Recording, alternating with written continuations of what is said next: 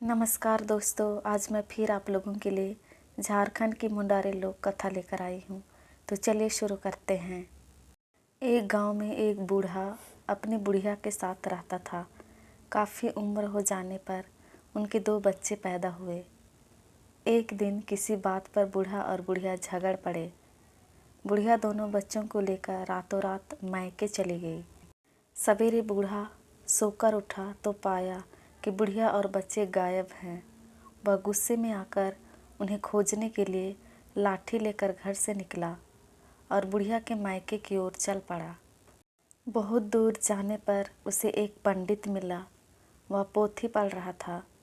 बूढ़े ने पंडित से पूछा, भाई, क्या आपने 3 लोगों को 2 ही पैरों से इधर जाते हुए देखा है?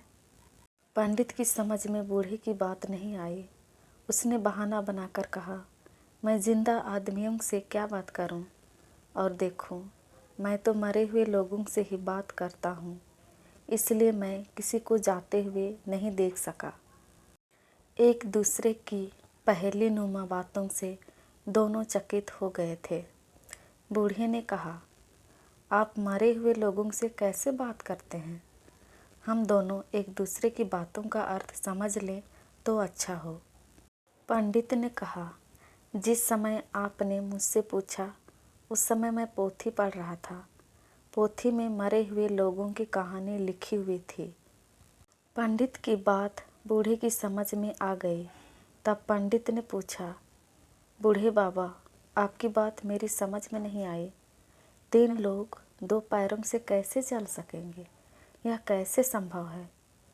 बूढ़े ने बताया, मेरी स्त्री अपने एक बच्चे को गोद में और दूसरे को पीठ में बांधकर चली गई है।